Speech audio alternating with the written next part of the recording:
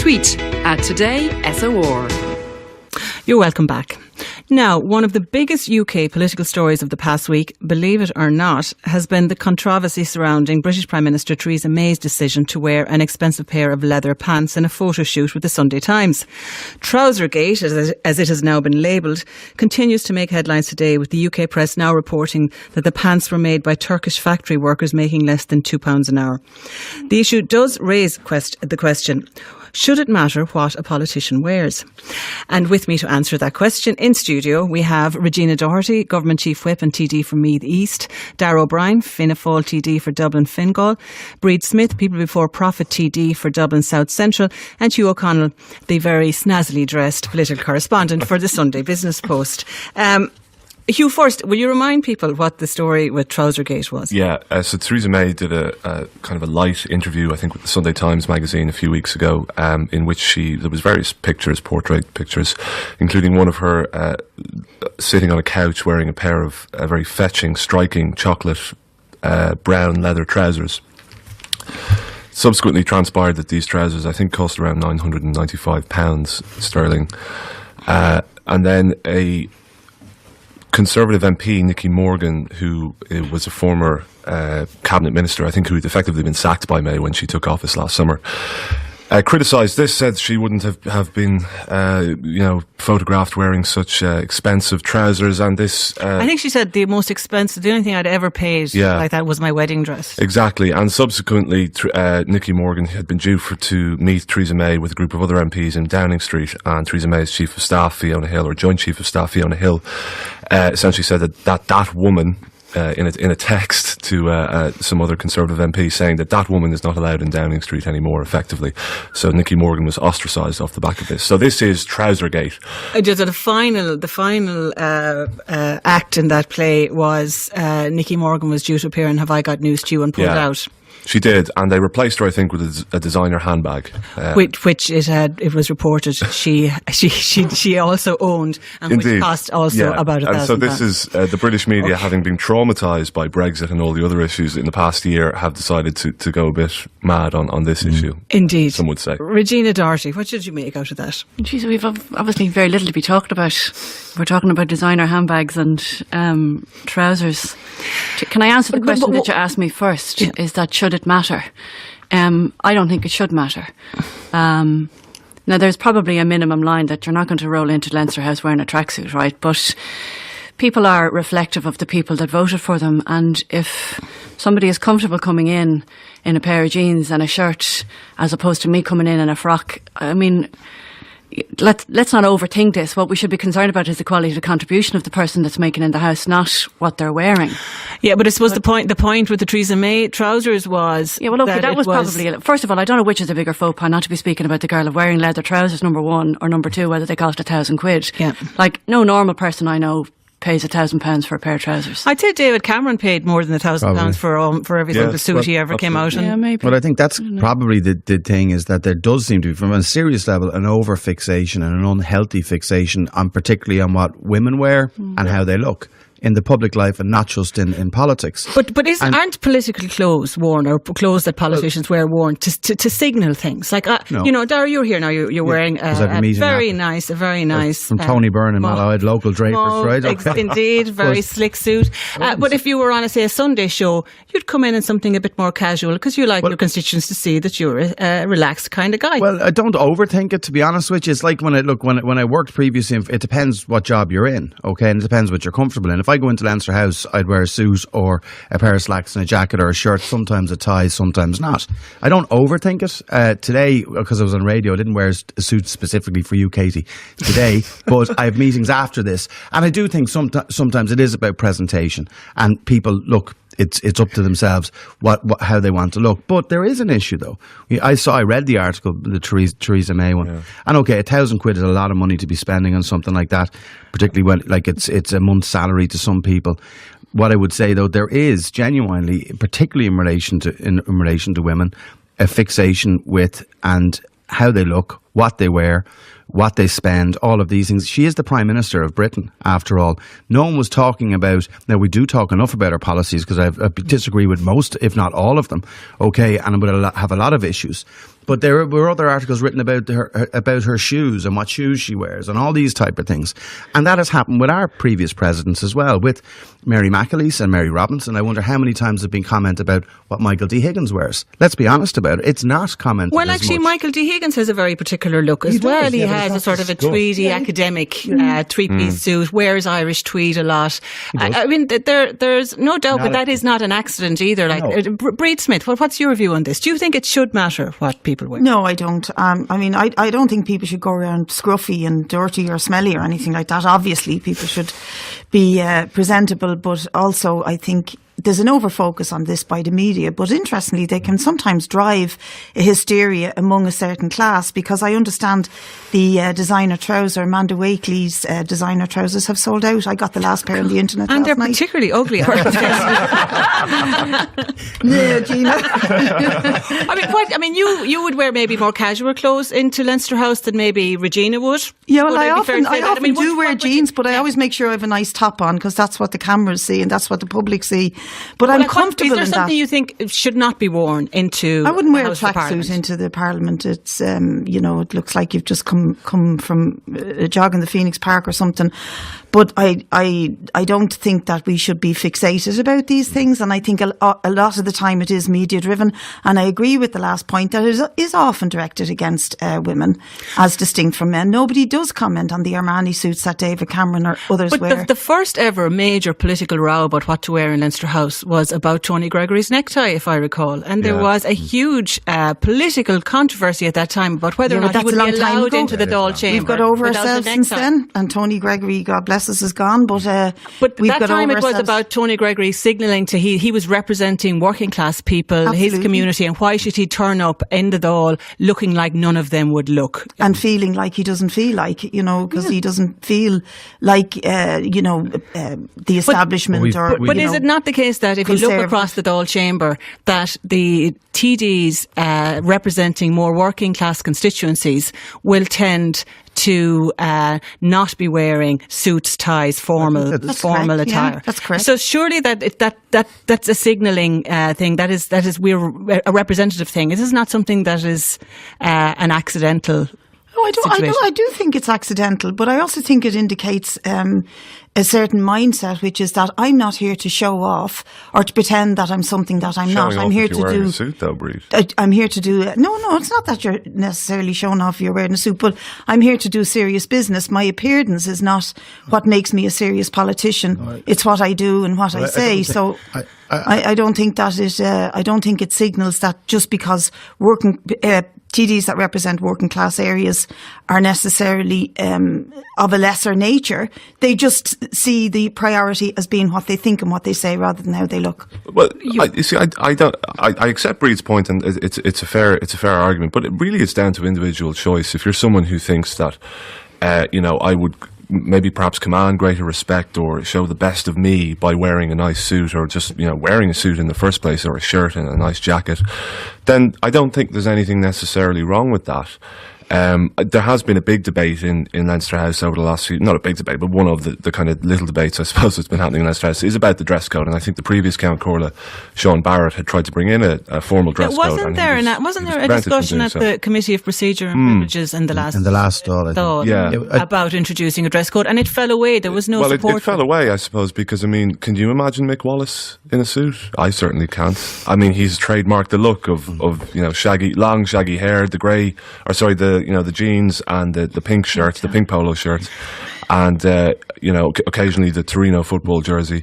And I don't think there's necessarily anything particularly wrong with that. It wouldn't be how I'd go around. I suggest it wouldn't be how Dara or Brid or Regina would go around. But it doesn't make him any less of a politician. No, it doesn't make him any less of a politician. It makes him more distinctive a politician. It makes him more distinctive politician. It commands attention. It commands the public attention. And you can't remember his name. That fella in the pink shirt. The fella in the pink shirt with the long hair, T-shirt. So it's a look. It's his brand, I guess you could say. But if you think about, a huge amount of research has gone into how politicians should dress in order, because it's it's what's it, show. What do they call it? Show business for boring people. They do. Yeah. And Obviously, present companies. But I'm thinking of the American election, the US elections there, and Hillary Clinton for those 3 major debates wearing the red, white, and blue pantsuits, as they call them in the States, and that there's huge signalling going on. We're not nearly it. We're not, and I hope we never get to that level here in Ireland. I think it's not as simplistic as say, whether someone wears a suit or not,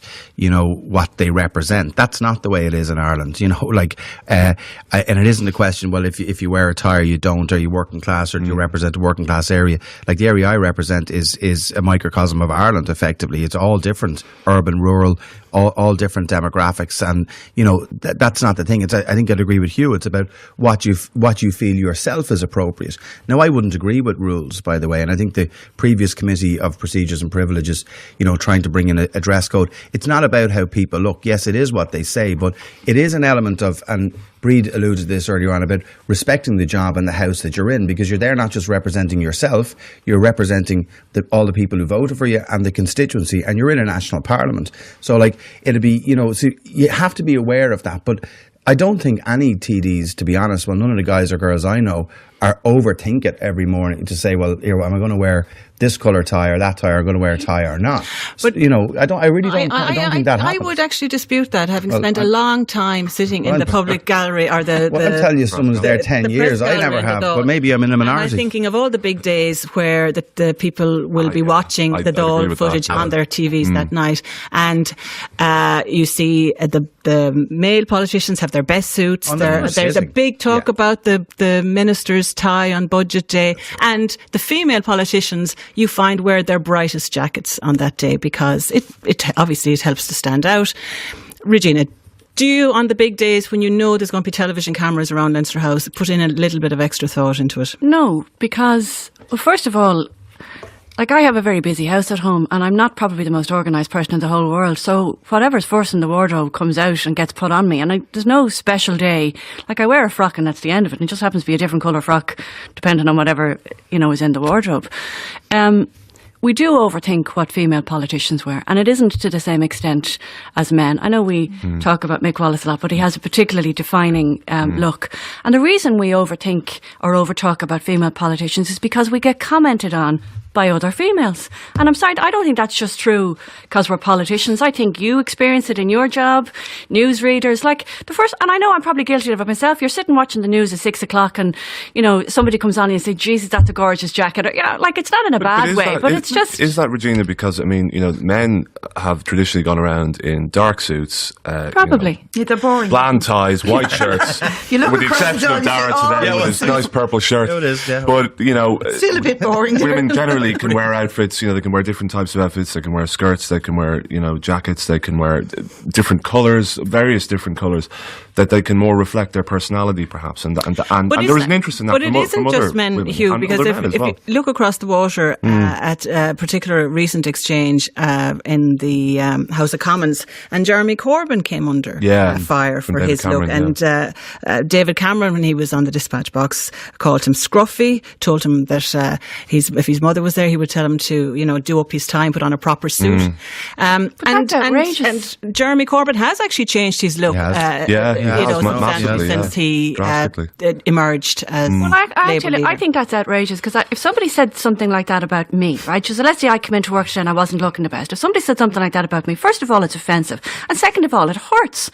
Keep your opinions to yourself when we're talking about personal issues. Everybody comes to work and they look their best, or they wear the clothes that they feel comfortable in. And actually, genuinely, I hope we spend more time talking and thinking about the stuff that we're there to do or to talk or debate about, as opposed to what. To be honest, is it equally offensive, though, to be photographed for a national newspaper in an item of clothing that costs, somebody's monthly wages? If you are a representative, I think it's ill-judged, but I mean, like Teresa May made that decision. Those are the kind of clothes she probably wears. Like, probably costs a lot of money, because I think she said her husband picked them out for her. Isn't that what she wouldn't be a particularly wealthy individual, but she wouldn't be stuck for money. Yeah. And similarly, there are politicians in the UK and all over the world who wear expensive suits as well. So I think it was ill-advised, this at home with Teresa when she doesn't have a clue what Brexit means, but aside from that, I don't think. But is it the leather, the fact that it was leather, the raciness? There's this thing that the commentary around Teresa May in particular is that her top is a little bit too low, her heels are a little bit too. Well, that's pure sexism. I mean, is it to do with Teresa May in particular? I'm wondering. Well, I mean, there's a lot of sexism that goes on in the world, and women are more vulnerable to attack and criticism because of their image than men are.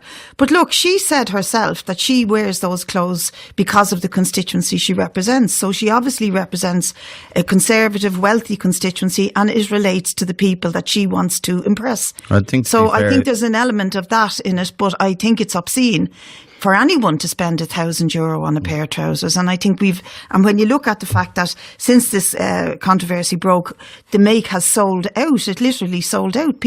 There's a big demand for them. I think we're in a sort of a bubble in this world that we think that this is what you do, this is okay. But it's people's money, that's what they choose to do it with. But I see a certain obscenity to it. And then what you've just said at the beginning of the show, that they were made by kids who were paid $2 a day, that adds to the obscenity. And I don't think it's a very responsible act for a politician. Like, people do discuss it, okay, when you talk about like how people look in Parliament, and there have been discussions on RTE and other stations. Constituents do, they do. It is mentioned, okay, where people have different views about whether someone should wear a T-shirt in Leinster House or not. I think getting back to Teresa May, with her leather trousers, I think if anyone really, like if Enda Kenny or anyone came in wearing leather trousers, there would be a discussion about it, okay? Don't be putting those images into our heads. At home with Enda Kenny. I don't know why that sprung to mind, but, but there are the things. I think the Teresa May interview, and like I read it, as I said earlier on, it was, it was very lavish, the whole thing, like the surroundings, all of it. It dripped money.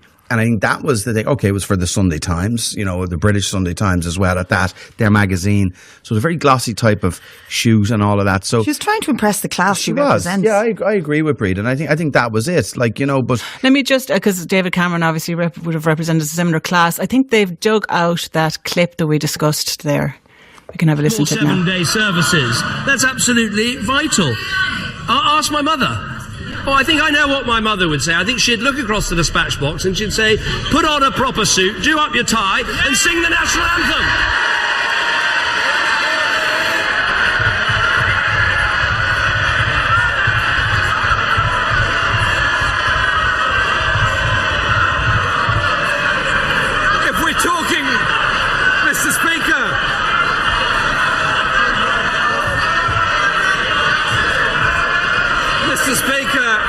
If we're talking of motherly advice, my late mother would have said, stand up for the principle of a health service free at the point of use for everybody. Yes. You're just Regina's just pointing out there's been a lot of mammy talk in recent weeks. Yeah, we had Louisa Riley telling Niall Collins that she'd send him home to his mammy to learn the manners, and I think Brid was just saying that somebody else told her she should go home to her mammy. But you know what I think? We're all afraid of our mammies, aren't we? Yeah, well, here, look, you haven't met mine.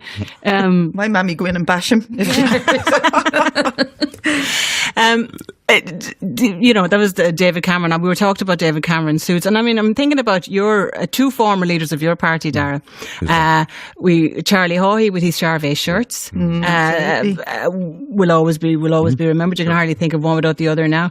And Bertie Ahern, who started out as anorak, scruffy anorak man, and transformed. The yellow trousers as well. And had apart from that one bad moment with the canary yellow trousers, but transformed into a very kind of besuited, loved his Armani suits before. I don't know whether they were Armani, I have no idea. But no, I think the reality of it is that, when someone you're talking about the Taoiseach, I think that you see Enda Kenny, how he's presented, and others, right the way through. You go back to Bertie and Haughey and all of that, and obviously the Haughey stuff about Charvet is infamous now.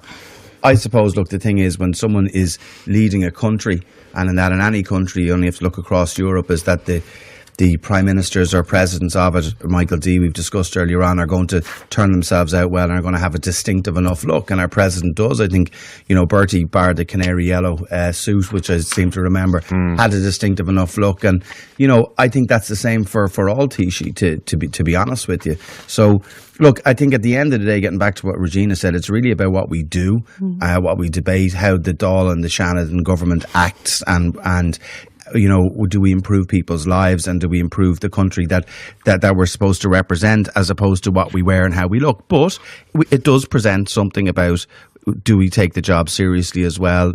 People, I think it really is what people are comfortable. There's a rule of thumb, I can remember, this is years ago, when you're totally new and they're teaching you about communications and how you present yourself or whatever, as in speak slowly, take your breath, all that kind of stuff. There's a rule of thumb that people will remember the visual, so they will remember what you're wearing, and they will certainly remember how you import yourself. So if you sound confident, that'll make an impression. And the very last thing on the list that impresses people is actually what you're saying.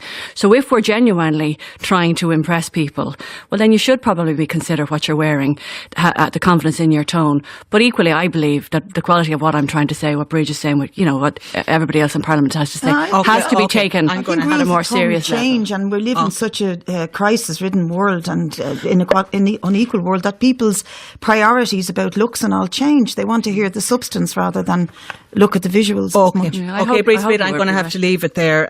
Thank you all for joining me. Regina Doherty, Darragh O'Brien, Brid Smith and Hugh O'Connell. And we'll take a break. Today with